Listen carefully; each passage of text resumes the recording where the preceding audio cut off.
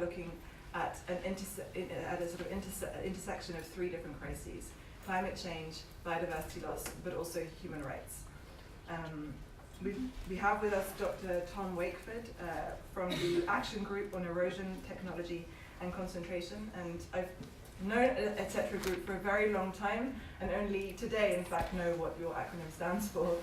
So we're very happy that you're here with us today. They've been doing some really groundbreaking work over the years, analysing the impact of the excesses of geoengineering, and Tom will be specifically taking us through the geoengineering approach known as BECCS, and I'll let him explain more.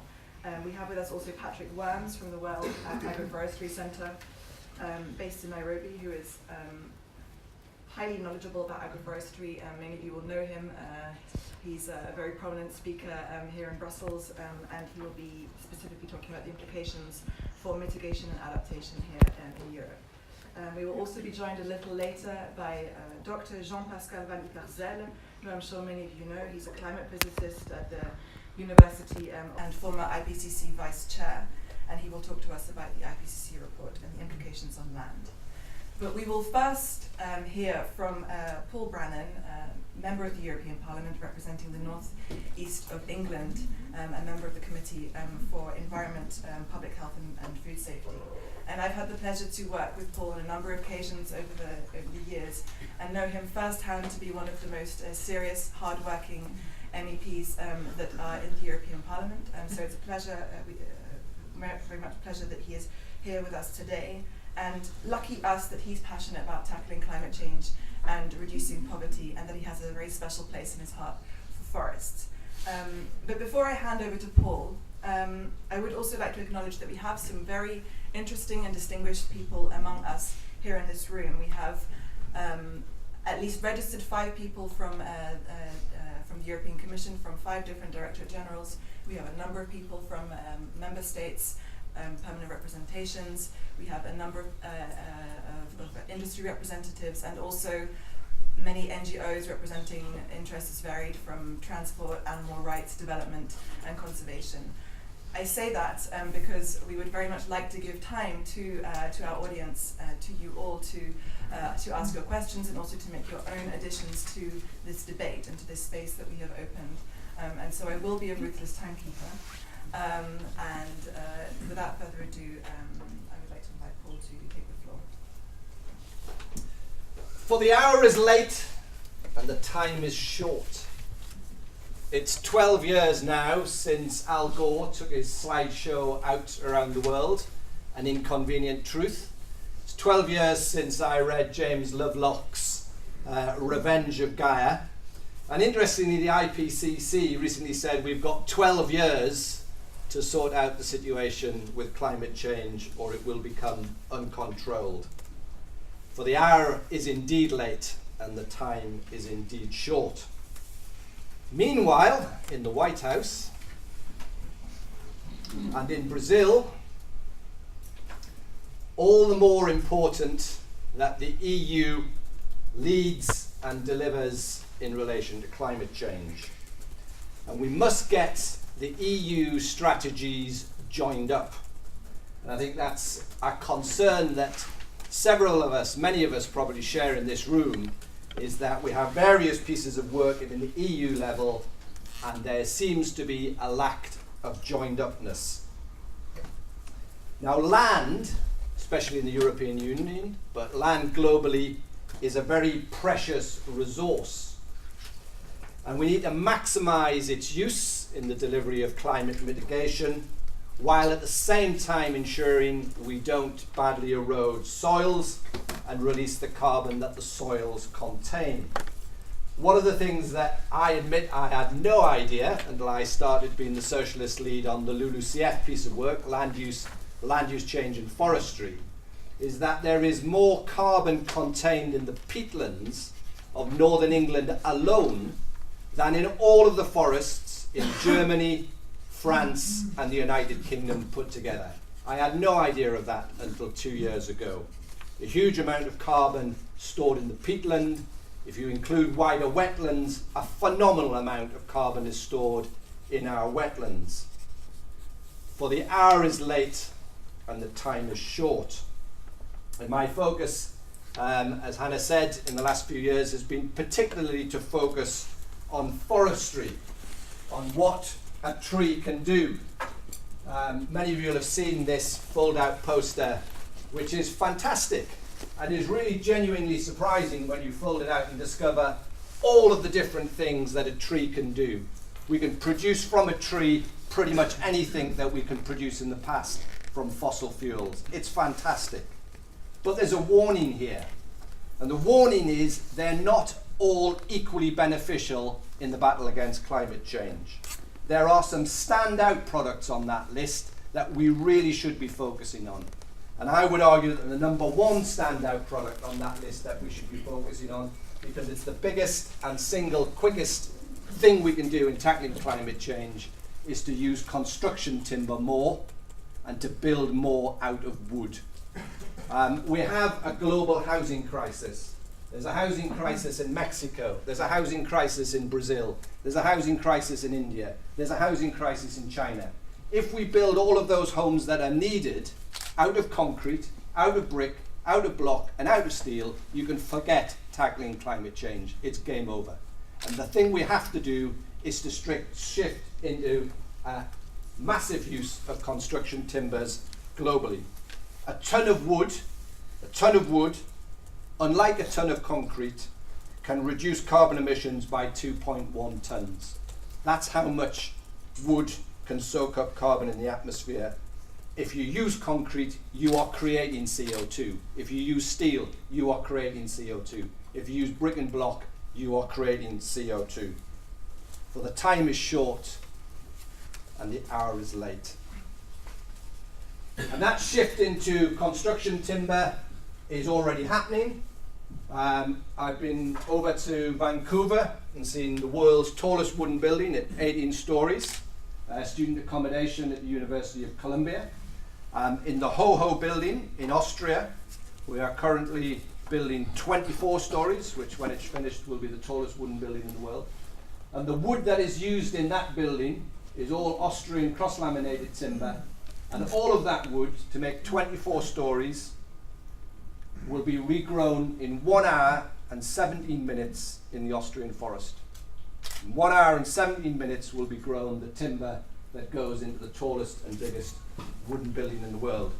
At the moment, I'm pleased to say that the biggest wooden building in the world, not necessarily the tallest, but the biggest is in London, in Hackney, and that is a mixed-use development, but is currently the tallest, the biggest wooden building in the world. And we can make a significant difference by moving into building more in wood.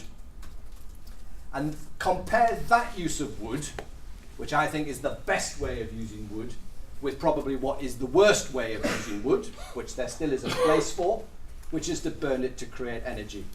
I, along with 700 members of the European Parliament, received a letter, along with other members of the European Parliament, received a letter from 700 scientists in January, pointing out that the scientific evidence now seems to be significantly shifting against the burning of wood. And the primary reason for that is because there are better things we can do with wood than burn it. So in that draft report, which has been circulated, we are seeing stem wood, which will be better used in construction timbers, is going and is predicted to go in future into biofuels. That is the wrong use of wood going forward in the battle against climate change. By all means burn the offcuts, by all means burn the waste, and if we build more out of wood and we grow more trees to build more out of wood, there will be more offcuts and there will be more waste. So there's still a place for biofuels. I'm not saying there's no place for it, but the quality wood needs to be going into construction timbers. For the hour is late and the time is short. And there's a special place in the mix for agroforestry. I'm going to leave mention of that. I'm sure Patrick will talk about that. But we've somehow in the European model managed to go down a road, apart from in Scandinavia, where forestry is happening over here and farming is happening over there, when the two need to be much more intermixed to the benefit of both. And we need to get many more trees into both the rural and urban landscape for the benefit of air quality, but also for the production of timber for use in building in wood as what I believe is the single biggest, quickest win that we could do in tackling climate change. So just to conclude my contribution to the start of today is that the EU greenhouse gas reduction strategy needs to make better links with the EU bioeconomy strategy, which has just been updated and has a central place for the use of construction timbers highlighted. It's the first example of the bioeconomy set out in the bioeconomy strategy on page 5, which is the result of lobbying from many of us in this room, but I think it would only be there if there was scientific evidence as to why it should be there as a major contributor to helping to tackle climate change. And we need to make sure that we decrease as a proportion of how we're using wood what is going into biofuels and increase what is going into the construction timbers. For the hour is late and the time is short.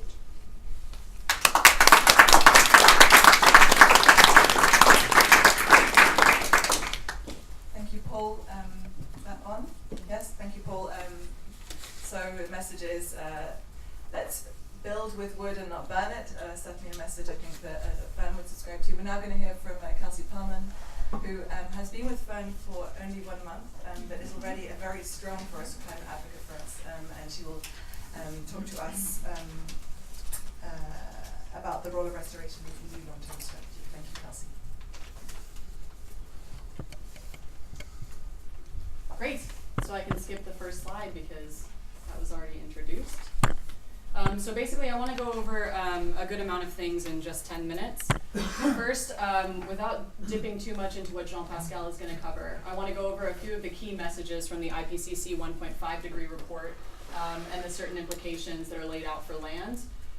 We know that the EU 2050 strategy is in the process of being developed, but we do have some information that has already been revealed to us that I think is worth analyzing as it compares to the Ipcc report. And finally, I'm going to present some findings from the Climate, Land Ambition, and Rights Alliance report. Both ACT Alliance and FERN are members of CLARA, and we've produced a report that essentially attempts to tap into the missing solutions, natural solutions that can play into getting into 1.5. So we'll jump right into it.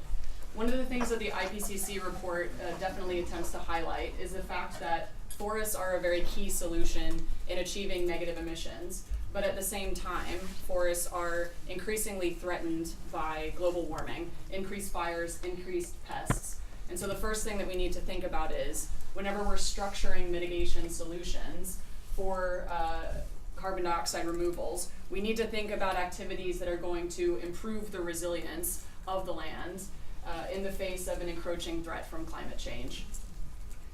So this is basically the mitigation pathways that are laid out in the Ipcc 1.5 degree report.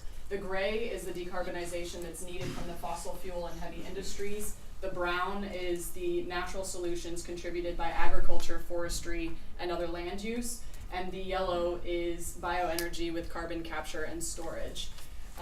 You can see that there's a different reliance on negative emissions throughout these different scenarios, and each of them has a very different impact on the land. So we're going from a difference of 100 gigatons of carbon removals over the course of the century, all the way to 1,000 gigatons of carbon removal over the course of the century.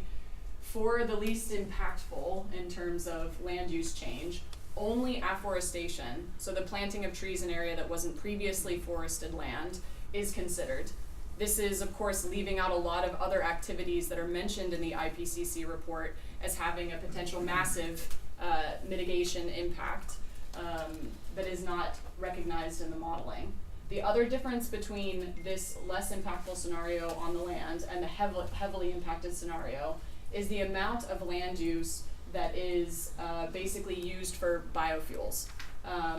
So in the less impactful scenario, we're looking at around 20 million hectares of land use change for use for producing biofuels. In the more heavily impacted scenario, we're looking at around 730 million hectares of land use change, which is the equivalent of 2 Indias. That's a massive amount. So the first question that we have to ask ourselves is, what does this mean in terms of ecological feasibility, in terms of social feasibility? And these are things that are brought up in the larger part of the report, but are not necessarily seen in these figures where many people may be paying a lot of attention. Within the Ipcc report, they mention that there needs to be mitigation options that limit the amount of land that we're using. And they mention that there are options such as ecosystems restoration, less intensive diets, that are things that should be considered. However, they do not factor themselves in the modeling. It's also mentioned that there are a wide range of adaptation measures which touch on biodiversity management, as well as using local and indigenous people's knowledge to attempt to mitigate against the biggest impacts in land and forestry.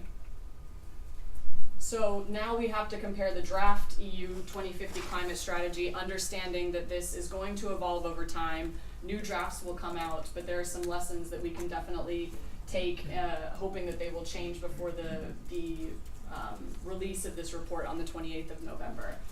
Much like the Ipcc report, there's a narrow amount of activities that are considered from the land, including decreased deforestation, afforestation, and bioenergy carbon capture and storage. So there is not room there assessed for holding carbon inside of forests through restoration, for example. Even in the least, in the scenarios that rely the least on carbon removals, all of the scenarios are assuming at least a doubling of the use of bioenergy. And that has some pretty heavy impacts that need to be considered. The most intensive of these scenarios see 50 million hectares of land use change in the European Union, which is the size of Spain. While they assume that carbon stays more or less, carbon absorption stays at the same level more or less all the way up until mid-century, the forest sink itself, because of chopping down of trees and replanting, is seeing a massive amount of a decrease, going from 420 megatons down to potentially 220 megatons, the sustainability of which should be heavily questioned. Also, much like the Ipcc report, there is mention of the need for looking at the trade-offs, for example, food security or other competing interests for the land.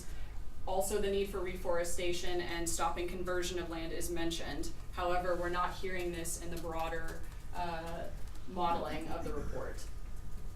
So what does it mean when we're focusing on energy as the main role of the land? And this plays into what Mr. Brandon had brought up earlier. We have a risk, if we're over-concentrating on the use of land for bioenergy, of potentially increasing incentives that lead to a demand which exceeds the sustainable limits that we can supply biomass. And we really need to get our head around these numbers, because there doesn't seem to be a consensus of what a sustainable limit is.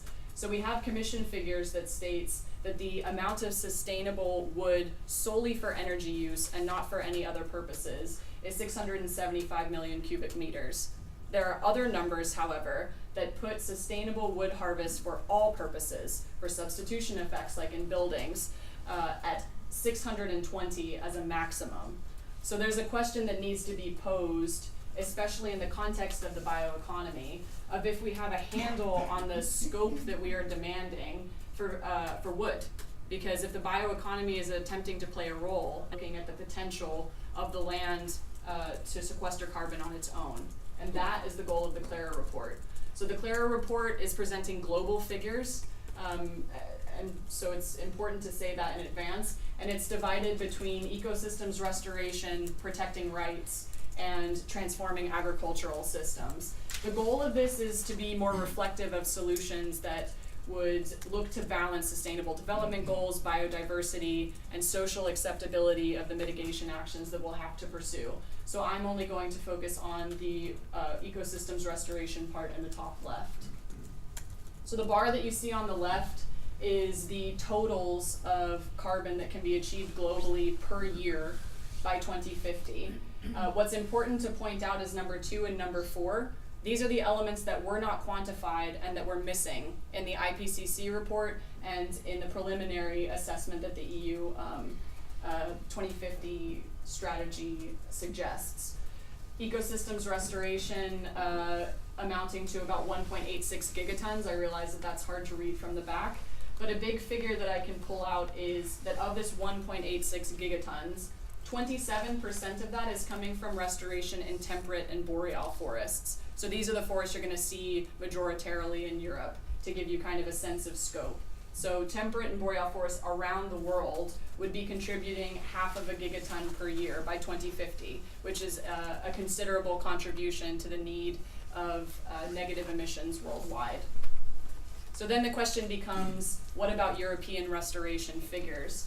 So there have been case studies and there have been attempts to map out at the European level what that might look like. In Finland, studies about using wood for material and fossil fuel substitution was shown to be a net source of carbon over a 100-year period, whereas looking at decreasing harvesting levels would allow a 209% increase in carbon removal, and of course you have the associated biodiversity benefits along with that. The Öko Institute has come out with a vision for forests looking at a more ecological forest management, which basically shows that you could increase to 48 megatons per year of CO2 on average. The important point to note, though, is that over the long term, leaving forests untouched sees a continual carbon uptake over a nearly 100-year period, showing it to be a very viable carbon dioxide removal solution. Additionally, the Climax CTI model does include maintaining carbon stocks in its modeling through lowering harvest rates by an intensity of about 25%. What does that mean concretely? Well, it means that it's basically achieving a contribution of the LULUCF sector on par of what the EU is looking for in their 2050 strategy, taking into account restoration measures. So now we need an EU-wide official number that would assess the carbon removal potential, but will also look at what is the overall greenhouse gas impact of letting forests grow. All of that in a conclusion is basically to say we are missing an assessment of the standalone potential of land and forests, and also a general narrative about the role of land on its own to be a solution to reach 1.5. The way that you do that is to expand the land activities that are covered to talk about these other solutions, including restoration, so that we are avoiding an over-concentration of something that might send a very bad policy signal. If we know that we need land for things like construction, we shouldn't be over-concentrating on bioenergy when we're not positive of the potential and the stress that that might put on our land and forest resources. Doing that would eventually create a pathway for restoration. It's something that maximizes biodiversity, carbon benefits, it's socially acceptable, and so this is definitely a missing pathway that seems the most pragmatic. Thanks. For staying within 10 minutes, that's excellent, and thank you to Kelsey for explaining why the report is called Missing Pathway. I think one of the things that I really took away from Kelsey's presentation is from her second slide, which is from the Ipcc report, which is that the more we reduce our emissions, the less we need to rely on negative emissions in order to stay within 1.5 degrees of warming. And therefore, the more that we can look at solutions which have multiple major co-benefits, such as for food security and biodiversity. So thank you very much, Kelsey. We will now hear from Tom Wakeford from etc. I won't say the mouthful of what the acronym stands for anymore, and I will let you present your work on BECCS and bioenergy with CCS. Thank you, Tom. Thanks very much. So yes, the action group on erosion technology and concentration, you're more likely to have read one of our reports and to actually met us in Europe, because actually for many years we didn't have a European office. One of the precursors of ETC was founded by Eleanor Roosevelt in the 1940s. It was a Black Sharecroppers Association, but it's a while since we had an office in Europe. And it's, as a Brit, it's always good to be entering Europe, but actually, as a Brit, the irony is clear.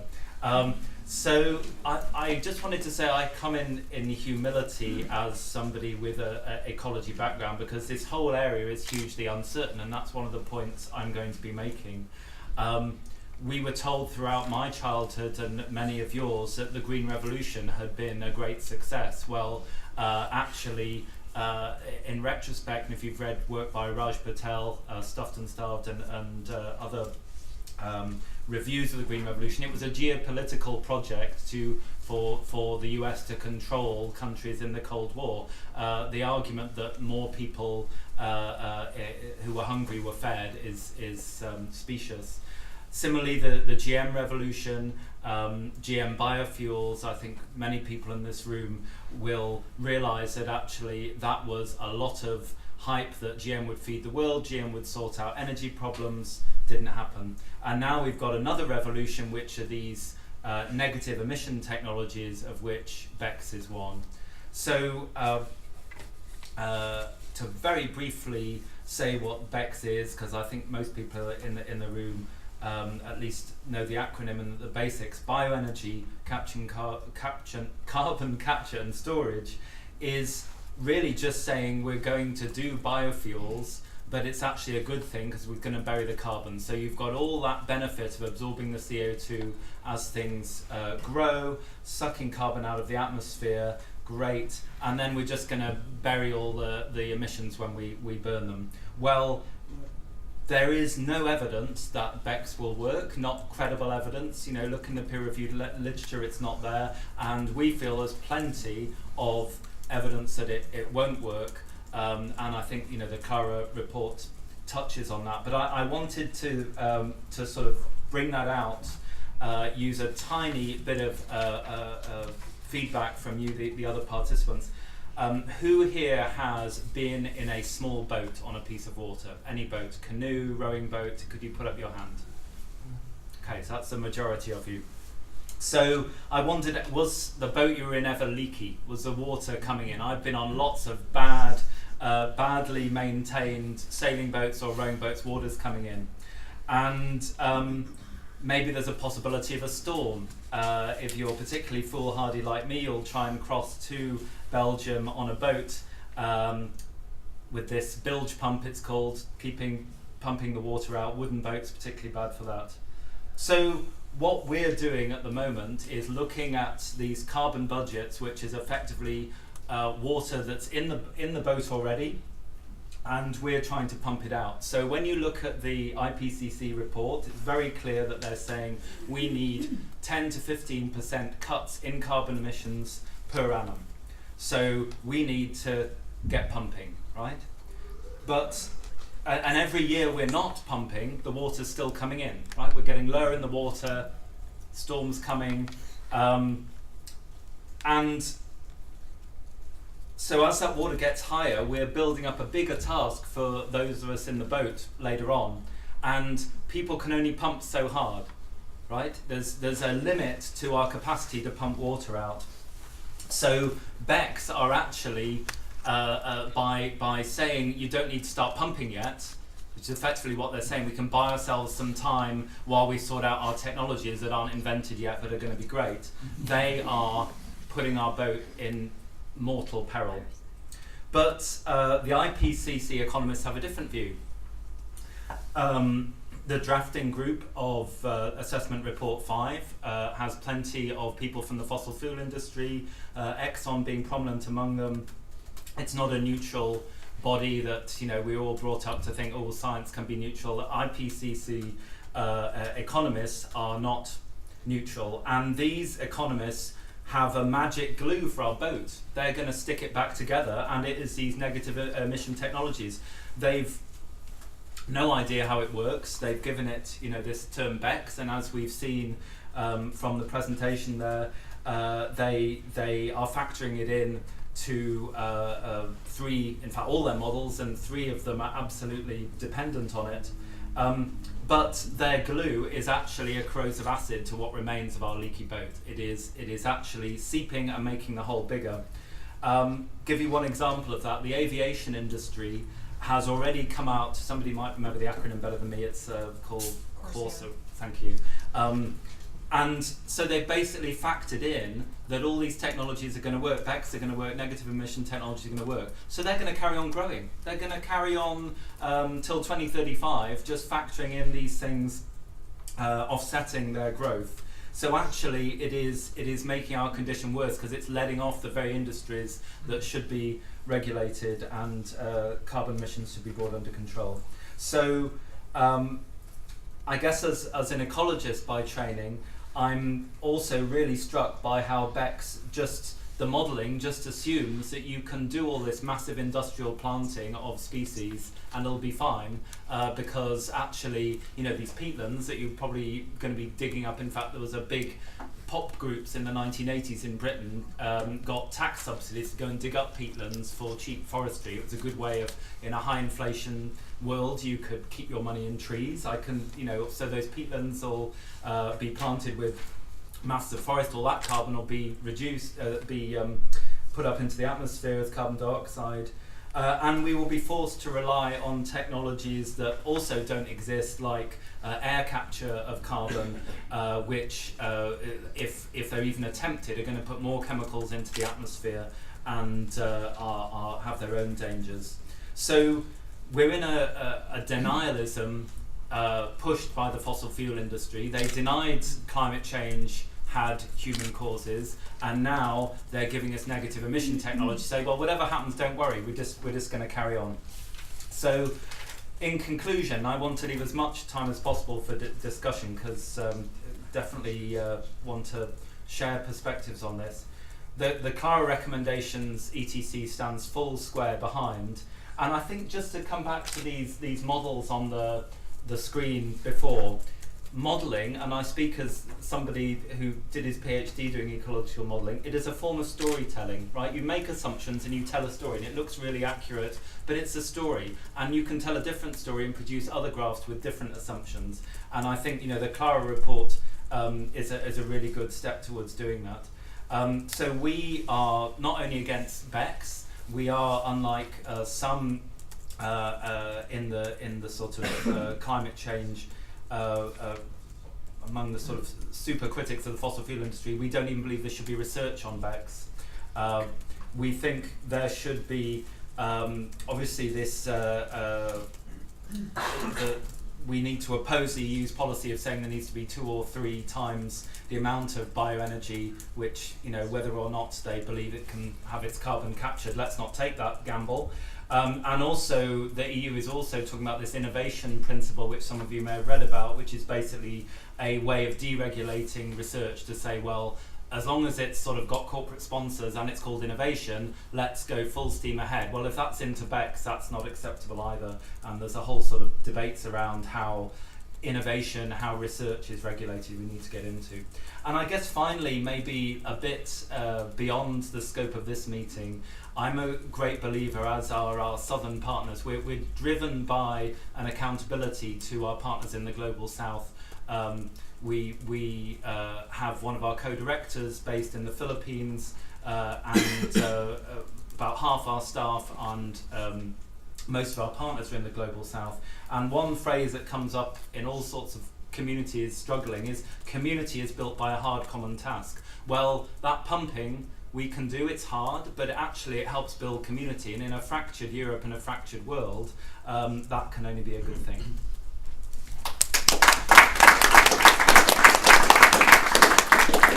Thank you very much to Tom, and also for giving us the perspective and use the word humility, and I think that's a very good starting place for realising that a lot of things have been tried in the past, and often they have failed, so let's learn from the lessons from the past.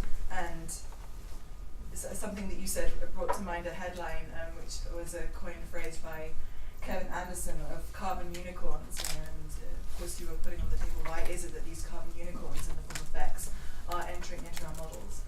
So we had 3 presentations, all of which actually put quite radical proposals on the table. Radical not necessarily because they're not sensible, but because they're currently not mainstream in the debate. Build more with wood, restore forests, and don't even invest in BECCS research, let alone put BECCS in your models. I would like to now open the floor to people in this room and to get your perspectives and questions for our 3 speakers. We will have about 15 minutes worth of questions, and then we will have a second panel which will focus more on the food systems recommendations which are in the report that we have. So I think we have a floating microphone, hopefully. Someone could float the microphone from So I'm going to take 2 or 3 questions and then bring them back for a discussion. So is there anyone who would like to start us off? Alex. And Please introduce yourself. Yes, What thank do. you. Is this on? Can you hear me? Yeah. Alex Mason from WWF European Policy Office. I guess I have a question about the tension perhaps between the first two. So the tension between wanting to use more wood to displace carbon-intensive materials like concrete and steel, with also wanting to store more carbon in forests, perhaps by reducing the intensity of harvesting. And I think, I'm not an expert on this, but as I understand it, the critical issue when it comes to building with wood is, how much of the harvested wood ends up in the building. Because, if it's only 10% of all the harvest, or 10% of the actual carbon released when you harvest the forest, that ends up as timbers in a building, and the rest of it is used for short-lived products and wastes, then it might not be a good idea. And I suppose my concern is that we, rather as we did with biofuels, with the best of intentions, we incentivize something in the expectation that it will reduce emissions, and in fact what we find is that half the world's forests get cut down in order to build more buildings. So I guess it's how do we strike the balance between those two things? Thank you, Alex. Are there any other questions from the room? Also, in addition, if you have a response to other people's questions, we can try and make this a little bit interactive and not so binary. So I know that there are people here from the sawmill industry, so if there are any, and the European Forestry Institute, so if you have also responses to the questions. Any other questions from the floor? Yeah, Sylvia. Yes, thank you. From all presentations, Please present yourself. sorry? Please present yourself. Yes, Silvia Menegari from EOS, the European Sawmill Organization. I perceive a lot of emphasis on the use of wood, particularly from the European forest. But my question is about what about logs trade? If we look at the numbers, China imports every year 45 million of industrial roundwood, mainly from New Zealand, Russia and Australia. So not in every country there is sustainable forest management in place, while in Europe, not only we have all countries committed to sustainable forest management, we also have FSC and PFC certification, and in some forests we even have a double certification. So it's correct to look at Europe, but we also have to take it in consideration of what other big importers are doing, because this is very much relevant. When China buys wood, they don't look at which kind of wood is, they don't look at the certification. So it's another aspect where I think FERNA should investigate a little bit more. Okay, just a reminder that we are trying to elicit here recommendations for the EU and for its low carbon strategy for 2050. But thank you for your intervention. Would you like to take on any of these questions, Paul? So I think Alex, that's a very good point. We've got to make sure that we get the balance right. I think one of the difficulties of talking at an EU level is that there's such a diversity in relation to forest cover. So when we talk about the EU, we've got the likes of Finland and Sweden at one end with very, very high forest cover. So the idea of planting more trees in Finland and Sweden is just not really practical at all. We're going to have trees floating on the sea or something. Whereas at the other end of the scale, you've got countries like, I always pick on poor little Malta, where I think at the last count there were 6 trees. And you've got everything in between. So we talk about the UK as an example. We have surprisingly low forest cover in the UK, notwithstanding it's geographically quite a small country, but we have way below the EU forest average. And therefore I think it's a bit about horses for courses. But in that talk, people in the room have more expertise on this than myself, but that annual increment, how much the forest grows each year, we have to be very careful not to, and there's a debate about how much of that you can use, but if we're staying below 80% of the annual increment, we're probably okay, in my opinion. And obviously if we increase forest cover where we are able to increase forest cover, that gives you that extra capacity.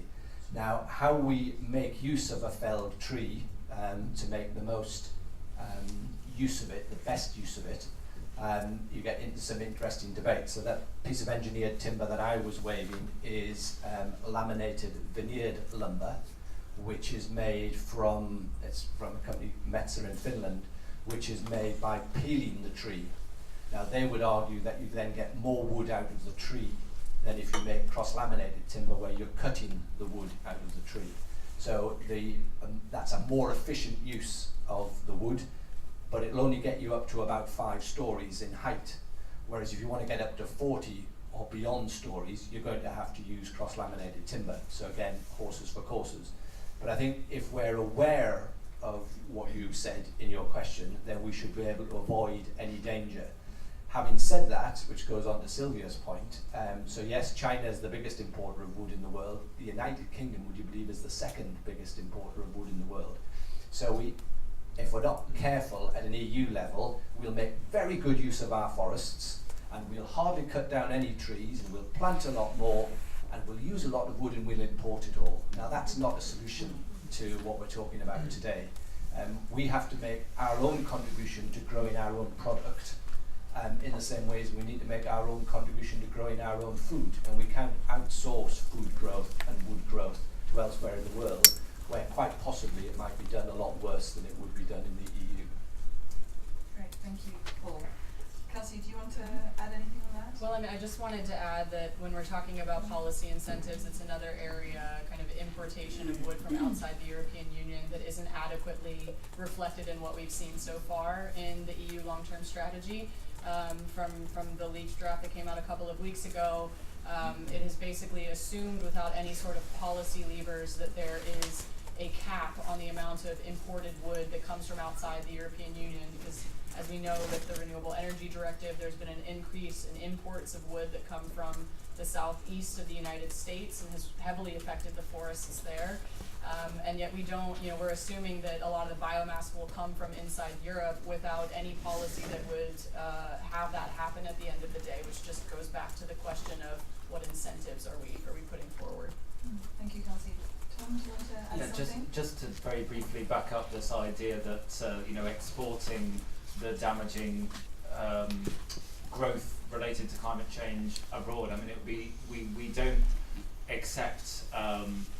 Or lots of countries have policies of not accepting imports from countries with appalling human rights records. Well, that wouldn't be difficult if Europe acted as one to have a control on imports from countries that were generating electricity in climate damaging ways or using BECCS or whatever. So I think Sylvia actually hit the nail on the head in terms of a question around the EU is not an island. And whatever EU policies are decided as part of our decarbonisation pathway, which is now 2050, will have an impact, of course, depending on what trade looks like in the future, which is apparently increasingly uncertain. But we don't want to be exporting our negative impact outside. Unless there are any burning questions, I would actually on that point like to make a shift to the next panel, precisely because it's looking at this question of land use, but from the agriculture perspective. And of course, there are very, very intimate links between how we use our land for forests and how we are currently using them for cropland, for meat production, and that enters into a big debate around trade systems. So I'd like us to give a round of applause for our first panel. Thank you very much. Karen and Patrick and Jean-Pascal is among us. Great, thank you.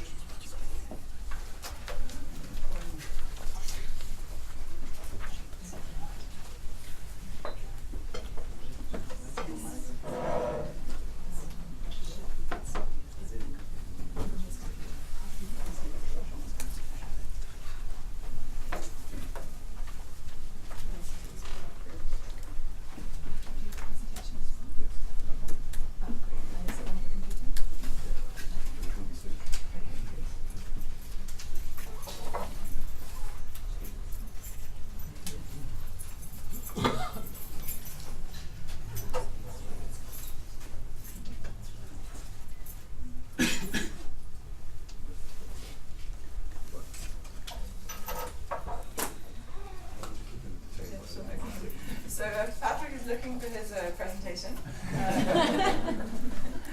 I hope you will find it soon. I'll take a picture, Patrick. He's found it. It's really great to have Patrick with us. I don't know how many of you know the World Agroforestry Centre based in Nairobi, and I think it's fantastic to have him here as the only EU advocate for the World Agroforestry Centre, because often we think about agroforestry as something that only happens in the developing context. But actually there's a burgeoning movement of agroforesters, and actually Paul and Patrick organised a very interesting event last year, or maybe it was 2 years ago, about how agroforestry could be incentivised through the land use change and forestry regulation. Unfortunately, I don't think we got there, although I haven't talked to Paul about whether he thinks the LULUCF regulation is incentivising agroforestry. Does everyone know what agroforestry is? That's a good hands up if you think you have a fair Don't sense take my of, speech away from me. Let me just see if I'm keeping everyone interested. Yeah, hands up if you think you have a fair sense of what agroforestry is. So we have a third. Okay.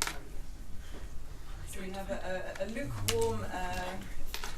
So what was the conclusion? How many answers? About a third people here know what agroforestry is. All right, and there is no exam at the end of this.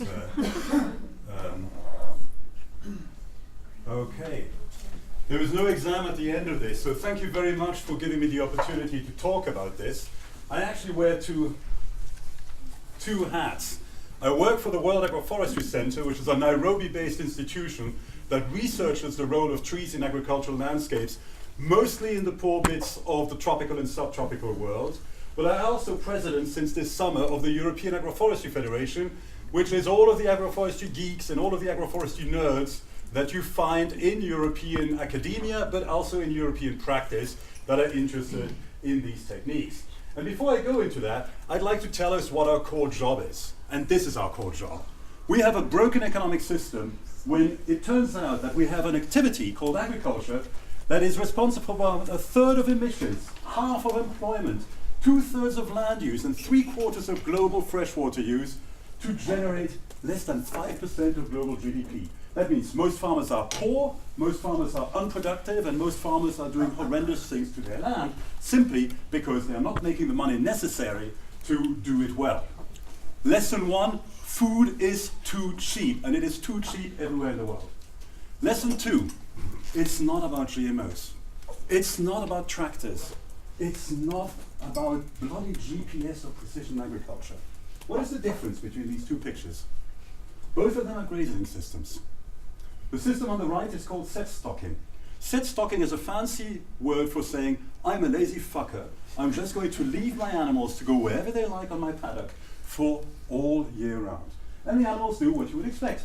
They repeatedly browse the plants that they prefer, killing them, and they leave the plants that they don't like, the poisonous plants. So it leads to desertification. Most people would say, oh my God, it's overstocked. Let's take the animals away. But it's too late. You've already created a desert. And grasses, remember, are the one species on this planet, the one family of plants on this planet that did not evolve thorns and that did not evolve poisons. It's made to be grazed. What's happening on the left? On the left is a form of rotational mob grazing. All that means is you take all of your cows or your goats or your sheep and you put them all together using a little electric wire and have them browse the same piece of land for 3 to 4 to 5 days before moving them on and letting that land recover. Look at the difference, and you can not just see that there's more grass on the left and there's more carbon on the left and on the right, you can also see that the soil is much better. Look at the tire track on both sides of that fence. The tire track on the left is deep. The soil has become permeable. The soil is able to breathe. It absorbs rain when it comes. The soil on the right is hard. You see the same thing in farming systems. On the left is the region around Zinder in southern Niger in the 1980s. That was around the time of the big famines. Those of you old enough who remember, do they know it's Christmas? On the right is the same landscape, 30 years later. It's covered with trees. And that landscape is able to grow 4 to 5 tons of millets per hectare per year, simply because of the ecosystem services delivered by those trees. Again, guess where there's more carbon in the landscape? Third, it even applies to national parks. We tend to think of African national parks as these iconic bits of wilderness. They are nothing but. The vast majority of these parks are much too small to have the traditional ecosystemic processes of large-scale migration going on. There's fencing everywhere, so you end up in a situation like the one at the top, which is called set stocking. Again, yeah, it's elephants and giraffes rather than cows, but the principle is the same. At the bottom, you have a privately managed ranch. That ranch is using mob grazing, and it's using mob grazing to increase the amount of cows on it, but also to attract all of the wildlife from that park, which is right next door. So you end up with more grass, more herbivores, some of which you eat, but many of which tourists come to photograph. The difference between all of these things is not technology. It's not digital. It's not chemistry. It's not even capital. It's brains. It's understanding how ecosystems work. It's being ecologically literate, and it's applying that to the management of your landscape.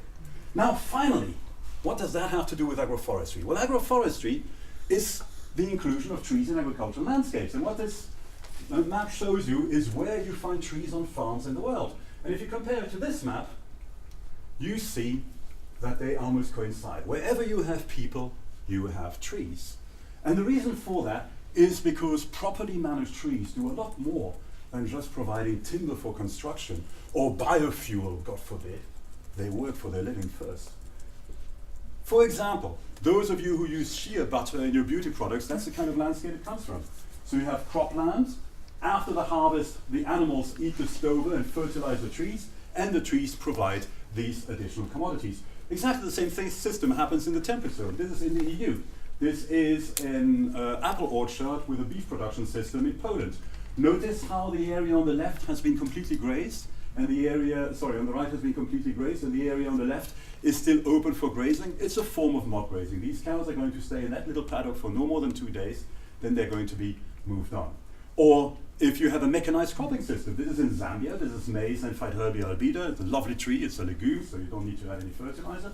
And this is a similar system in France. In this case, you've got poplar and wheat. Or if you're in the humid tropics and you like things to get really complicated, you've got this beautiful palm oil plantation in Brazil. Yes, there's palm oil in there. Look, there's palms here, I'm not lying. But there's so much more going on in there. You have timber, you have acai, you have coffee, you have cocoa, and in the early years, you have vegetables on the ground story. That system generates more oil than a monocrop oil palm system, and of course, it generates all the rest. Why? Why do farmers like trees? Once they understand trees, why can't they get enough of them? The reason is simple. You have ecosystemic effects that mean that a hectare of agroforestry is always more productive than a segregated bit of agriculture and a segregated bit of forest. This theoretical example there has a land equivalency ratio of 1.4, meaning it generates 40% more biomass than in the agroforestry system than in the segregated system, and that's typical for the temperate zone. In the tropical zone, it's more, much more, 300, 400, 500% of the measure. And the reason for that is pretty obvious once you start thinking about it. Trees have deep roots. Duh. That means they can dig up nutrients and water from soil horizons that crops cannot reach. Through leaf fall and twig fall, that lands onto the soil surface and becomes available to the crop as nutrients. They also act as rain buffering system. If you have more trees, you have a better way of having your rain percolate into the landscape, which then becomes available during small droughts. The trees get services back from the crops. On the left is a forest system, and what you measure here is the amount of rootlets over the depth. And on the right is an agroforestry system that measures the same thing. The first thing you notice is that in the forest system, most roots are close to the surface. So when a drought is coming in the forest system, your tree stops growing. In the agroforestry system, your roots are further down because your crop roots are taking up the room near the surface. So most of your rootlets are low enough to be protected from drought, and your tree keeps growing. So we've measured this again and again and again. The woody biomass in an agroforestry system and a forestry system planted with the same species at the same time is roughly the same, except in the agroforestry system, you also get all the crops on top. Now, this is the productivity of these oil palm agroforestry systems I was telling you about. The green bars are different versions of doing oil palm agroforestry. The red bar is what the local monocrop guys are getting. And again, I repeat, that doesn't measure all of the other products that are coming out of the agroforestry system. So obviously, this is beneficial for the climate. once you start making your system more complex, not only do you generate more food and more products like timber, but you also put more carbon back into the soil. You don't even have to do BECCS. You don't have to burn it to put the carbon back into the soil. It just goes back into the soil directly. And that's why agroforestry is such a low-hanging fruit for mitigation. Because you don't even have to tell farmers, do it to save the planet. You only have to tell farmers, do it to fill your pocket. And boy, do we need it. About a third of global emissions are linked to land use, forestry, agriculture, and all the rest of it. And it may even be more because soil effects have not properly been taken into account in this particular graph. Now, once you start calculating what agroforestry can do in mitigation terms, as for example these guys from the Flemish Institute of Technology did in 2013, you find that the potential is pretty large. In the growth phase of these agroforestry systems, around 1.4 gigatons per year for the entire European Union. That's about a third of our total emissions from all sources. It's massive. We've done the analysis across a number of tropical systems, ranging from the driest landscapes to the most humid landscapes. And again, you find that the mitigation potential is pretty enormous. And remember, what we mean by mitigation here is simply the carbon that we're putting back into the soil and into the biomass. We're not talking about burning it. We are not making any assumptions about what you use that biomass for. It's simply growing more biomass. If you're interested, there is this fantastic book that goes over it in great detail. The good news is the book is great. The bad news is it's published by an evil academic publisher, and so it costs a fortune, but if you ask me nicely, I have a PDF.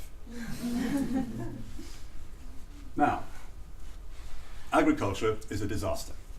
The way you do agriculture is you take a productive grassland or forest, you cut the trees, you plow up the grasses, you then plant a monocrop in there, you harvest your monocrop, you leave your ground bare, you do it again and again and again, you end up with massive amount of erosions, you end up with a massive carbon emissions, and you don't end up with a lot of product.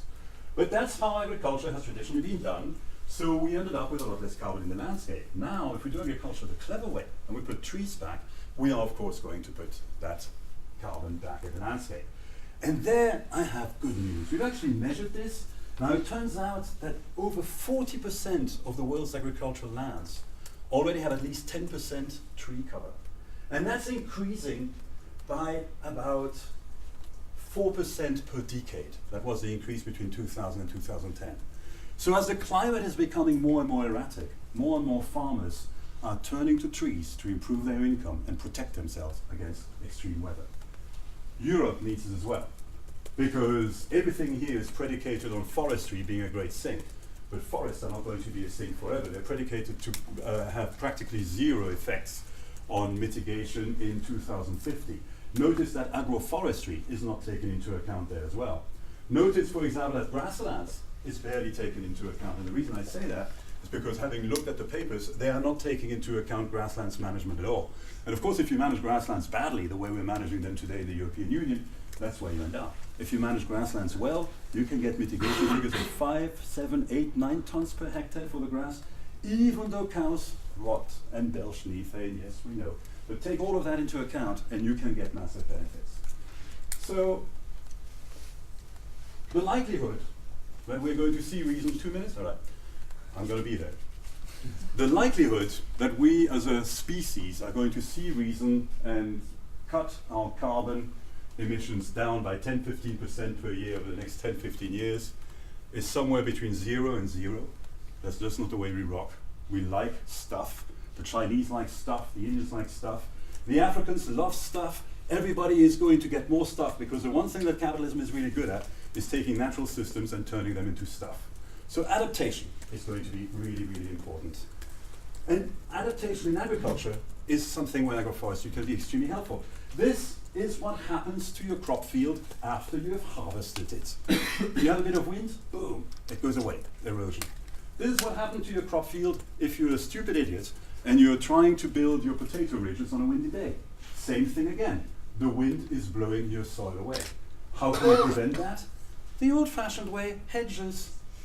Windbreaks. This is the kind of landscape you see when you fly from here to India. All across southern Ukraine, Russia and Kazakhstan, you have these windbreaks that were put in place to control that kind of effect. Now, if you have no trees in the landscape, and especially when you have slopes, you have massive water erosion when it rains, like here in Rwanda or here in France. Building swales and planting them with trees means that that water, instead of running away, gets into the ground, helping your crop and growing your wood. And we've done the work that was published a couple of years ago to find out that there's actually an optimal tree density for water recharge. And needless to say, that optimal tree density is also going to capture a fair amount of carbon. Finally, forest fires. A great way of having a forest fire is to do what they did in northern Portugal, where 70 people died last summer. And that is to take Scotch pine and put it in there. Now, Scotch pine is fantastic if you want to have a big forest fire, because when it starts getting really hot, because the neighbors are on fire, the sap inside the tree starts boiling, and then the tree explodes, and these very flammable goblets of sap are flying up to 50 meters away to set fire to other trees. And that's why these forest fires are spreading so damn quickly. Now, how did they start? Well, they start because there is a lot of fuel on the floor. How can you get rid of that fuel? Turn it into money. Pata Negra pigs, this is the Montano system, the Dehesas, millions of hectares of systems like that in Spain and Portugal. When the fire happens here, the grass is the only thing that burns. The trees don't mind, because these are cork oaks. That's where your wine bottle corks come from. And these cork oaks have developed these thick barks to protect themselves against fire. So you control the fire risk, you make more money, and you create two luxury products: the best pig meat in the world and champagne cork bottles. What's not to like? Maybe you're interested in the poorest people in the world, and again the same phenomenon applies. This environment produced no food in the 1980s. It's now producing at least 500,000 tons more food on 5 million hectares than it did before. Numbers to be taken with large error bars. It's difficult to have accurate measurements in those kinds of environments, but the trend is clear. Talk about the problem to do with storms. We're getting more and more of them. There was a natural experiment in 2009 in southwest France. Klaus. Done after this. This is what the forest looks like. This is what the agroforest looks like after a storm like this. Your roots are deeper. And that's why when you look at things like drawdown, you find that almost all of the solutions that are in the top 20, or at least more than half of them, have to do with land and with trees.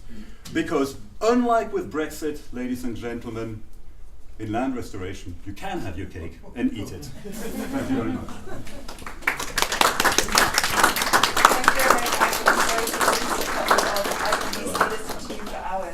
But unfortunately we also have lots of excellent speakers to come after you, which is the next one is Karen Ulmer.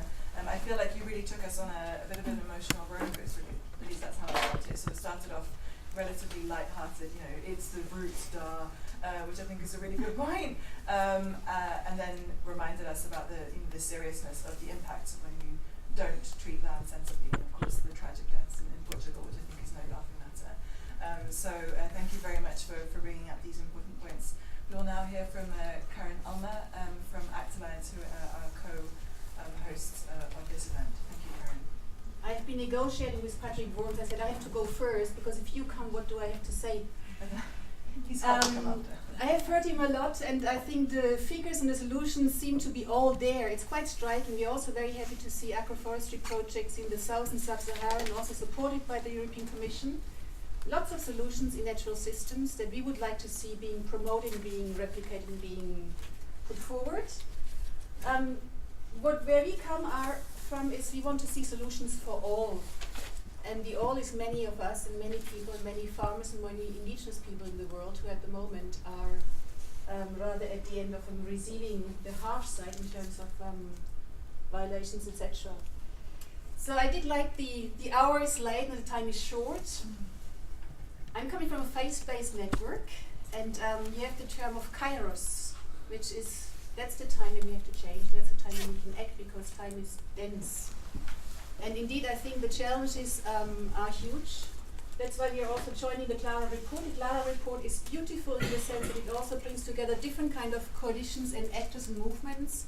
It has been rarely done so far that the food movement, the land rights movement, the forest movement, the climate movement are coming together to try to see what kind of solutions do we have and what kind of analysis can we put together to bring policy solutions that can deliver on 1.5 scenarios and deliver on justice and deliver on food security and on biodiversity, etc.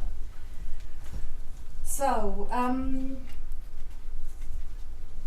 yes, faith-based organizations, members of us work on food security and rural livelihood and land rights, and it is key to emphasize perhaps the rights and the dignity for all, because some of the back solutions, for example, would also exclude and harm other people in this. Yeah, it's okay. So I'm just this doesn't work.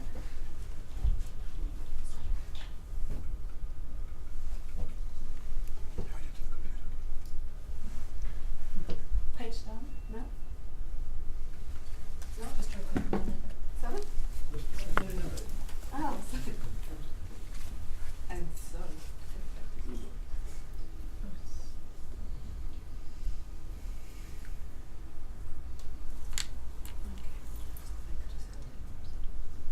Oh no, that's the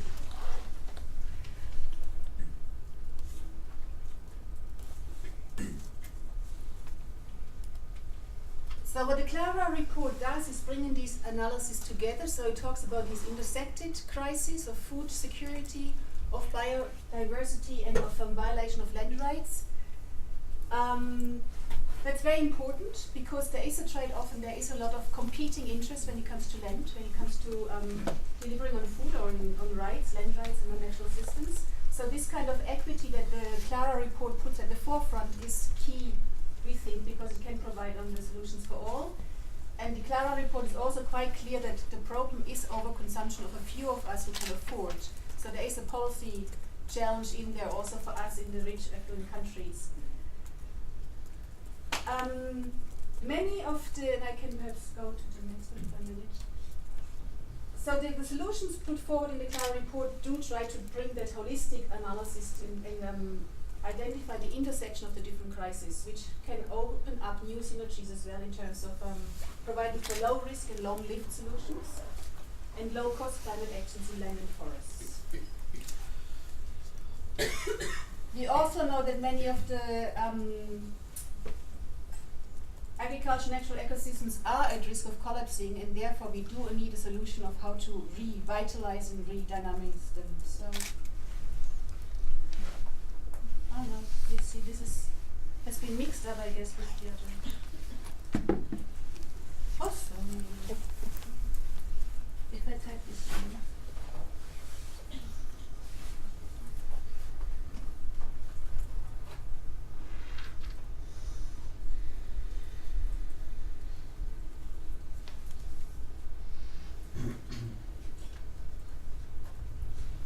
I don't have a printout, so otherwise I could go ahead. But basically, looking at the contributions of agriculture in the report shows us the figures. Now, there it is. The figures for agriculture, so avoiding emissions, what is avoided does not have to be removed, but that is really key, and there is a huge potential in agriculture in transforming some of the agricultural practices.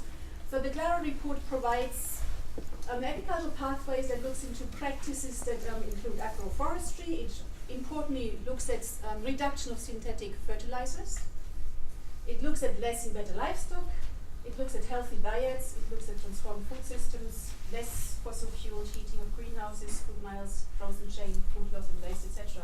The calculation done is, if you look at it together, is from reducing food waste, we have 0.5 gigatons of CO2 equivalent emissions. We have reduced consumption by healthy diets. We have ecological leftovers and better livestock production together with agroforestry in the agricultural arena brings us to 8.54 gigatons per annum by 2015. So this is a quite substantial contribution that agricultural systems can provide if agricultural practices are changing and if we start looking into transforming that system. So what do I have to push now to get the next one? The next one. Oh, well. Importantly, while we have a recognition of land rights and of indigenous peoples' contribution to biodiversity and to natural carbon sink, 2017 has been the year with the highest number of violence against human rights and land right defenders from the indigenous people and from environmental activists. So we do see a real tension when it comes to protecting and securing land rights of those people who are living in systems that are natural carbon sinks. So this map provides an overview, and it shows that currently land titles are secured for community tenure lands or collective lands for only about 40%, I think, whereas a third of them are yet insecure. So one way forward would be to have policy measures where we support and increase and promote securing land rights for indigenous people and local communities to be able to invest in more agroforestry and to stay where they are and increase and manage the land they are in a way that keeps the carbon stored in their land. The Clara report comes up with calculations that globally indigenous people and local communities living on those lands could provide 1,000 gigatons of removals, which would deliver on the 1.5 scenario. So that is a huge potential which we argue is there unless we take it away by kicking people off their land or by not allowing them to improve their way of being there. So this is something that we would like to see much more put on the forefront in terms of policy agendas. And there's a huge responsibility from the EU as well, because we do import virtual land grab of 35 million hectares, mostly for protein feed. So there's a direct link with the way we produce, we consume, and the way we take through trade and import water and land from other people, and the way it's then becoming unsustainable.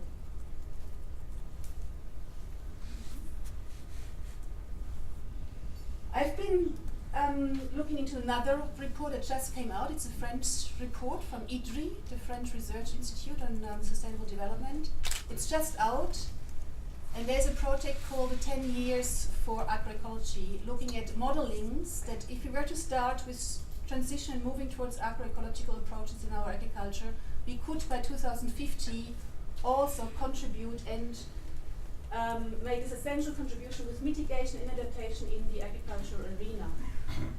So I'm not sure if that is readable from the back, but it does go into, this is the current scenario where we have a lot of pesticides, we have a lot of fertilizer input, which is very greenhouse gas intensive in terms of production. We have a lot of nitrate, too much nitrate losses. We have a lot of animal meat production, and we have a lot of exports, and we have unhealthy diets. Now, if you look into the scenario on the right-hand side, that would be by 2015. The different modelings that they're looking at shows that if we were to reduce protein production for meat by 30% and invest it in crop production, we could save 45% of the greenhouse gas emissions from agriculture. If we were to decrease meat production, it's a 40% figure here, then that contributes also to the 45%. And we could downsize exports without having to not export at all, but we could reduce exports, and thereby also allowing countries and farming communities in the south to increase their production capacities and to enjoy the value addition they can contribute to their local markets and to their regions. So this scenario does allow to look into fertilizer, pesticide use, and into changing diets and the impact it has, and it looks into EU figures, which is quite interesting, and spelling it out what it would mean in terms of steps for the common agriculture policy and the way we produce and consume. And I can only recommend that report to be read. It has many more figures looking in detail into land use in terms of different kind of land use, but also in detail into what kind of diets, what kind of production systems can we go for that provides still healthy diets for all Europeans and some surplus in production. Just 2 minutes. Okay, so 2 more slides. The one is just in conclusion. That has been a demonstration on the 20th, so it's just 2 weeks ago, or a week ago, from many of our colleagues. Dampf machen, wir haben es satt, time for action, we do need a change. This is about pollinators and about bees, but it's part of the good food, good farming movements, etc. The solutions are there. we can invest in them more. So importantly from the Clara report is we should avoid the trade-off, because trade-offs also means it's hurting people. And we don't believe in the magic bullets. We want to see holistic approaches, so biodiversity and rights can deliver together greater mitigation ambition than carbon only. Land rights are key to ecosystem protection. Adaptation in agriculture can deliver substantial mitigation, so mitigation is a combination of the two. We do and can transform food systems in production.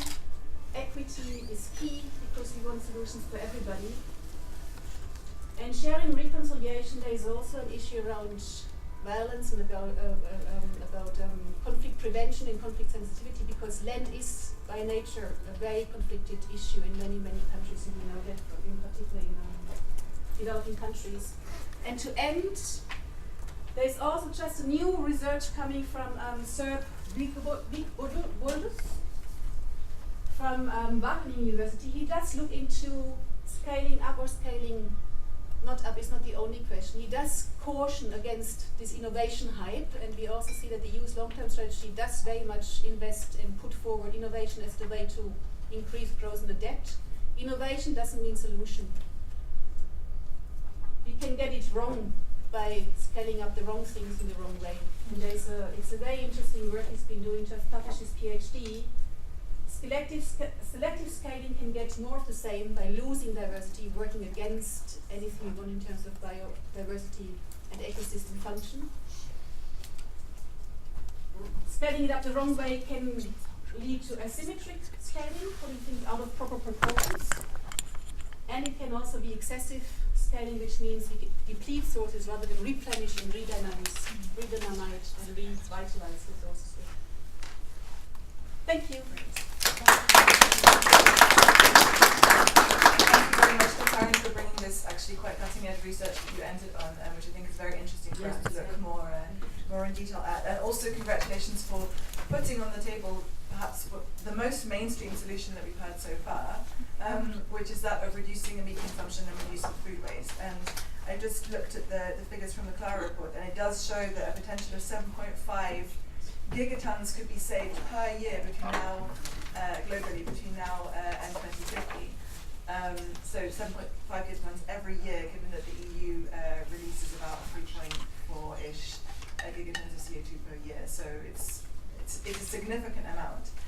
And unlike with forest restoration, where the EU has a proportionally smaller size of the solution to provide because we have less forests, here in agriculture and our food systems, I think we have a significantly larger percentage of the battle to take on. So next, and our final speaker is Jean-Pascal van Ipcc, who I'm sure all of you know, and from the University of Louvain, and he will talk to us about the Ipcc special report on 1.5 degrees and tease out for us some of the land and forest implications within that.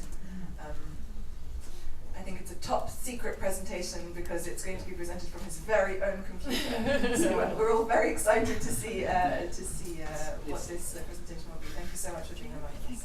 It's not at all because it's top secret. It will be available on your website after all if you wish, but it's one of the 10 presentations I will do this week, so I'm working just in time. And I have just 4 today, in addition to my calls this morning, if it works.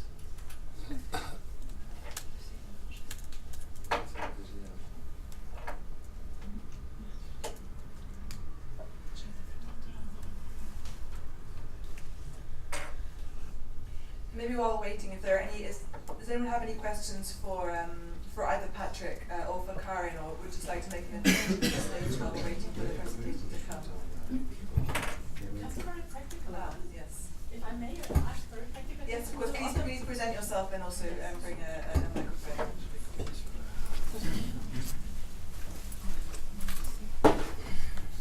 Thank you. Is it working? Yes. Okay, my name is Katrin Bieran. I work for Browning Environmental. And my practical question is if our presentations will be available on your website. I just heard from the comment that might be the case.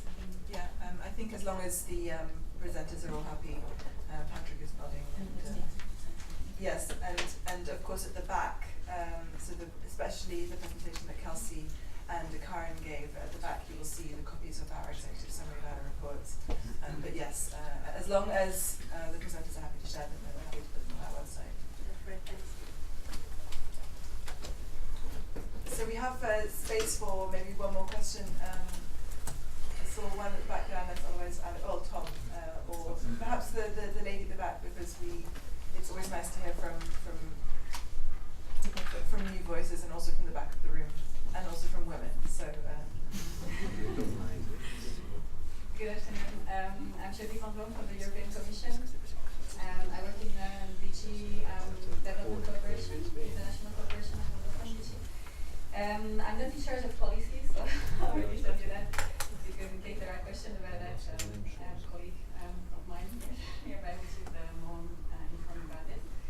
I deal with coordination mostly, but I do have an active role in raising awareness, especially in this area of sustainable food. So I do that internally. And my question comes to you, especially those of you who are in civil society organizations, also international organizations, that I'm really surprised, and maybe I will be a bit provocative on that I don't hear nearly any awareness raising on this question. And we know that this is one area, the sustainable food aspect, and especially reducing meat and dairy production, but consumption at the same time, where informing the population, informing citizens and consumers could have a super big impact, and where nothing is done yet. And there is a huge margin of progress that has been shown also in this report, our report. So although we see that at policy level nothing is happening much because of a lot of factors, I won't enter into details, and I don't want to engage to give let's say an official signal from the Commission, because I'm not able to do that here. But anyway, if we don't do it at policy level, there is a lot of space to do it at citizen and consumers level. So this is a bit of a message that I want to send to civil society organizations and international organizations to raise awareness, inform, because lots and most of the people don't know about it. Thank you very much. From the perspective of the civil society organization, it's notoriously difficult to work on their consumption and consumption. I don't know, Karen. Maybe just a 20-second answer if you want, and then we will pass. Well, there are many campaigns, but it seems they're not loud and not vocal enough. So we all in the room hear about it, but there's the good food farming, and many of us do really work around the common agriculture policy, and it's now the legislative process. So with the help of the Commission, we can make it even better. Okay. Thank you very much. And we pass it to you. Okay, sorry for the delay. Now it's working. So I'll say a few words about the IPCC special report on 1.5 and some land-related issues. I mean, I'm sure we could talk several hours about this, and I'm not a specialist of land issues in any case. I'm a climate scientist, so I will just put on the table a few elements and then ready for discussion afterwards. So first, a small reminder why this report was prepared. Well, it was at the invitation of the COP21 in 2015, which invited the IPCC to provide a special report in 2018 on the impacts of global warming of 1.5 degrees above pre-industrial level and related global greenhouse gas emission pathways. The IPCC considered the invitation, transformed what it had been requested into something a little more complicated, which is a special report, etc., in the context of strengthening the global response to the threat of climate change, sustainable development, and efforts to eradicate poverty. So the context is pretty important. This is the cover of the report with the short title and the very long title afterwards. This report is was written by about 100 authors from 40 countries, more than 1,000 reviewers, having to consider 42,000 comments in the process of its preparation, based on 6,000 mostly peer-reviewed studies. So it's a solid report. The first part of the report is about the understanding of global warming of 1.5 degrees C, with a state of affairs consideration, reminding us that we have gained approximately 1 degree since the pre-industrial time in terms of global average, that we are already seeing consequences for people, nature and livelihoods, that at the current rate of temperature increase we should probably cross the 1.5 degree line somewhere between 2030 and 2050. But the good news is that, in theory at least, the past emissions alone are not enough. So what's already in the atmosphere based on past emissions is not enough to bring the temperature above 1.5 degrees C. If you want to see in a dynamic way, it's hardly visible, there's a little too much light, but the speed at which we are getting close to the 1.5 degrees C limit, which is the red line here, or the 2 degrees C limit here, this is the, thank you. This is the way the global temperature is increasing since 1850. So this needs to move, is the other one. And you see that we are indeed getting very quickly close to those two limits. It's not only the average temperature which is increasing, it's also the frequency and or intensity of some extreme events. And the two categories for which things are the clearest are the number of very hot days, and we have seen this last summer what it means, and the number of extreme precipitation events. We know very clearly that this is mostly due to the exponential increase in the CO2 concentration. This is the last 10,000 years, and this is the last 200 years. And you see how quickly we have increased the concentration over the last 200 years, since the beginning of the industrialization. So, second part of the report deals with impacts and tries to compare on the basis of the literature the differential impact between 1.5 situation, 1.5 degrees C increased global temperature compared to a 2 degrees C warming. There would be, of course, in a 1.5 degree world, less extreme weather where people live, including less extreme heat and rainfall. This is quantified in the report, of course. By 2100, global sea level would be approximately 10 centimeters lower in the first case than in the second. There would be 10 million fewer people exposed to the risk of rising seas. There will be a lower impact on biodiversity and species. I'll give you a few numbers in a second. There will be smaller reductions in yields of maize, rice and wheat, three pretty important cereals. The global population exposed to water shortages would be up to 50% less for 1.5 compared to 2 degrees. By the way, the Paris Agreement goal is not to stay under 2 degrees, as is often mentioned. If you read the text, it says well below 2 degrees, which is not the same. I submit that well below is not 1.999, it's probably something like 175, for example. That would be a reasonable number for an interpretation of well below. So we should be careful not to consider that these are the two numbers. I mean, it's a remark I'm making. We should be careful not to consider these are the two numbers mentioned in the Paris Agreement. Yes, indeed, but in terms of targets, the Paris Agreement says well below 2 degrees while pursuing efforts to try not to be above 1.5, which is significantly different.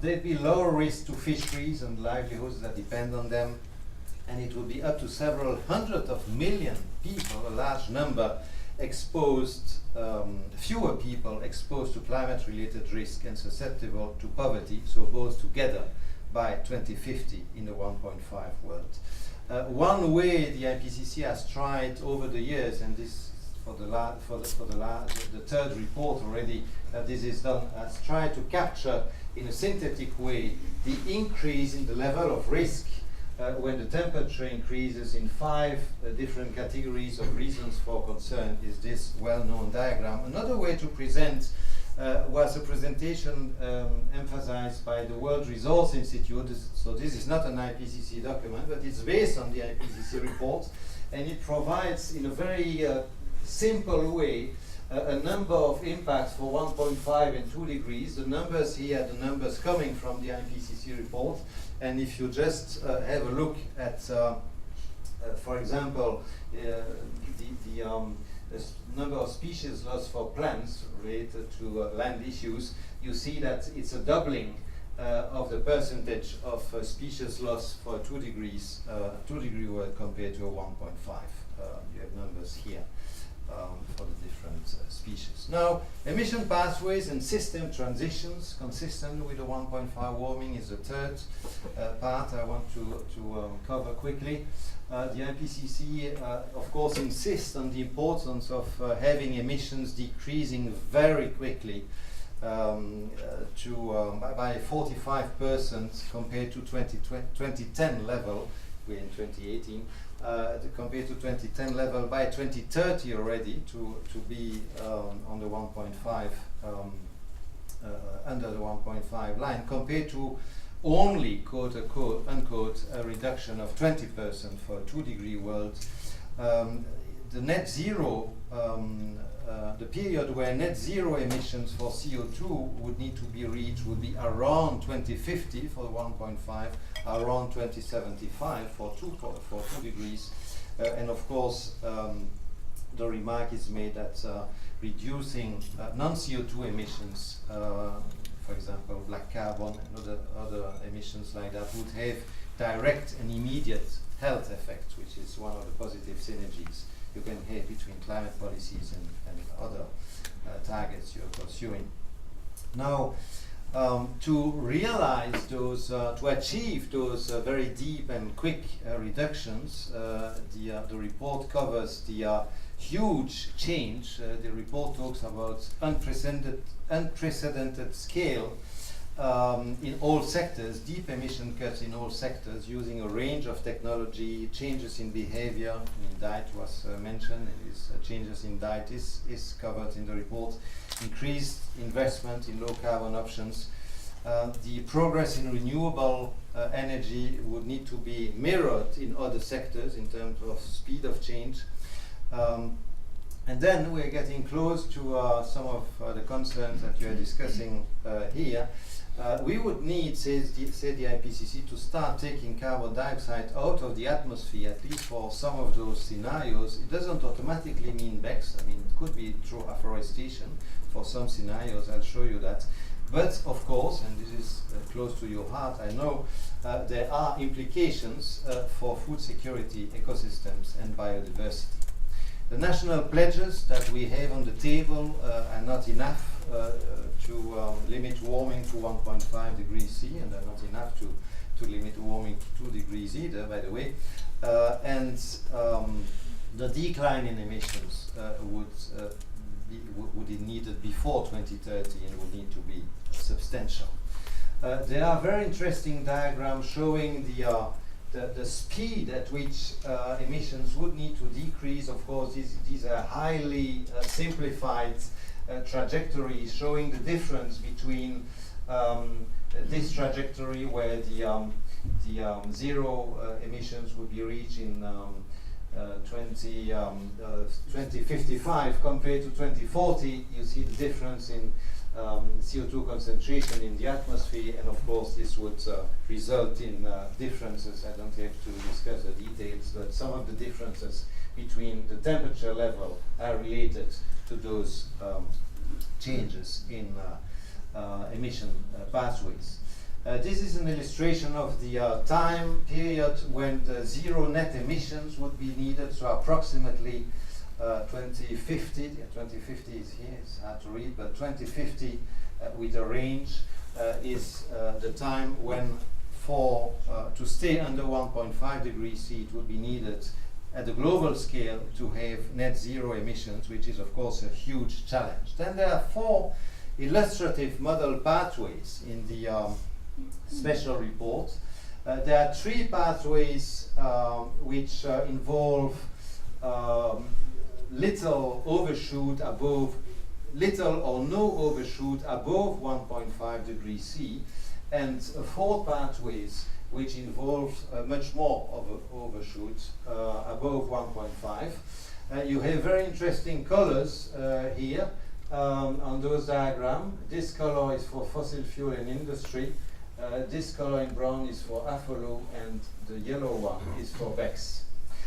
You see that P1, I'm sure this scenario will be discussed a lot, and it looks as if it's one of 4 scenarios, but actually behind this set of scenarios there are dozens of scenarios in the literature, and there are actually very few scenarios which resemble this one, because it's one of the scenarios which make a special effort not to have any BECCS and any removal of carbon dioxide from the atmosphere that is done in another way than with afforestation.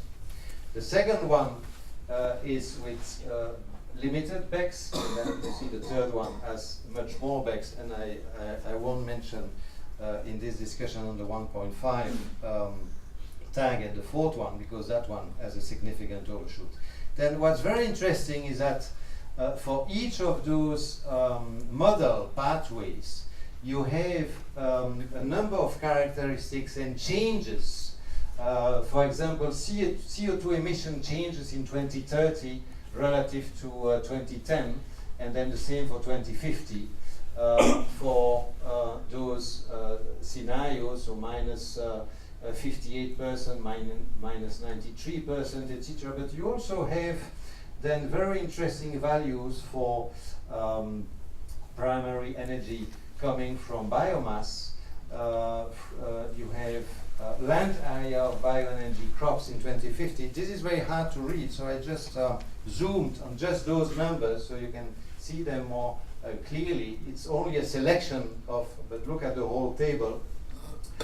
Here you have the number for CO2, you have primary energy for biomass, you have the amount of BECCS. You see for this one, it's the only one without BECCS. And just for information, BECCS for P4 is 1200, so it's still 3 times more than this one, which is probably way above the storage capacity and the possibility even in terms of speed of implementation that would be possible if the BECCS road was followed.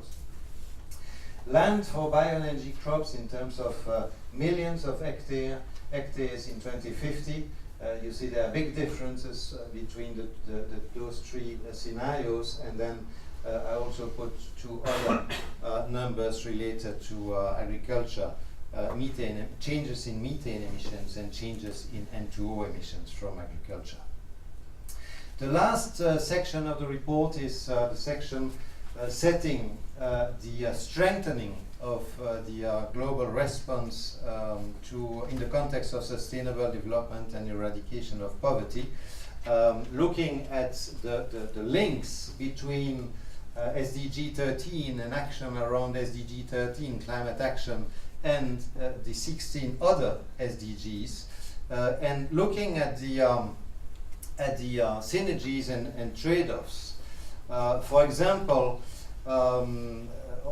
the trade-offs and the synergies and the co-benefits are discussed in terms of food security, but and this is a quote from the report about the AFOLO-related CDR, carbon dioxide removal, saying that it would be possible to provide co-benefits, to find co-benefits and to find co-benefits around food security in particular, but it would require governance system following a number of conditions. So it's certainly not automatic that those synergies would appear.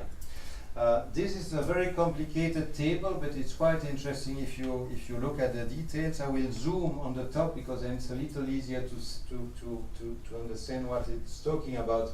So it lists the 16 other SDGs and climate, and then it shows either synergies or trade-off, synergies with the blue color, trade-off with the orange brown color, in 3 categories: energy supply, energy demand, and land, which is the subject you are most interested with. And for example, and then I will stand back, I will go back to the previous slide. If you just remove your glasses, if you have glasses, and just to have an impression of the whole thing, you see that it's possible, at least that was the report says, to find many more synergies, including for land issues. Synergies is on this side, than trade-offs. Of course, there are many conditions to have for that to happen. The numbers of the areas in terms of million square kilometer that will be converted from one land use to another for the different scenarios are discussed. You'll have the numbers, but I'm not a specialist of that, so I will not comment further. I'd just like to conclude that the challenge is very clearly huge. I mean, we're talking about transforming the world economy and the entirety of human activities in a few decades so that they are essentially decarbonized. And at the same time, poverty and hunger both need, SDG 1 and 2, both need to be eliminated. So it's a huge challenge. But the positive aspect of the report is that many opportunities to address those challenges and the other SDGs in a synergistic way exist, but certainly particular attention is needed around the trade-offs, particularly around land issues. On the first website, you'll find the report itself, and on the second one, you'll find this presentation sometime in the course of tomorrow, if everything goes well. Thank you for your attention. Thank you so much for such an informative and rich presentation. I will now jump straight into questions because due to various technical issues, we now have little time for questions, and I was hoping to have lots of time for questions. So I would just like to see a sea of hands of who would like to ask a question. We have 1, 2, 3. Okay, we'll take those 3. Good afternoon. My name is Ulrich Leberle, representing CEPI, the Confederation of European Paper Industries. Thanks for the presentation. I would have a question on taking out carbon from the atmosphere, BECCS. We had a very critical presentation earlier this afternoon. I don't know if you were already present at that moment, maybe not. In the paper industry, we also are rather skeptical about it, and the reasons are maybe different. We have heard about technological question marks, whether it actually works, for the money that is suggested. We are skeptical because we have a much more easy and less costly solution at hand, which is we know that we need a lot of products that are made from fossil fuels that can be made from wood, and we know that the forests take out the carbon from the atmosphere. And so I was wondering whether in this report I have an impression that the focus on the substitution potential for long-term products and short-term products and new products that are made from fossil fuels is going away and goes more to BECCS, and that is a bit of a concern. And I was wondering whether you could tell a bit more about this perceived move away, because we see BECCS very skeptical in the paper industry. Thank you so much. Andrea? Thank you. Andrea Ticche, I was at the European Commission until 2 days ago. Congratulations. And so now I am very tired. Okay. And, now you're free to speak. He's not wearing a tie, for those who would like, you can see. So. And I was heading the climate change program, and I was at the Ipcc as head of delegation for the EU. The point is that I have heard things also in the panel before, which are very critical about BECCS and so fine. The feasibility of BECCS is an issue to look at, but it is for that we have to do as well research. on this issue, because it's very difficult to achieve with 1.5 or to arrive to mitigation levels that are at stake. At stake in order not to trigger, because what Jean-Pascal did not say, that there are some effects of the difference between 1.5 and 2 degrees, which are very dangerous.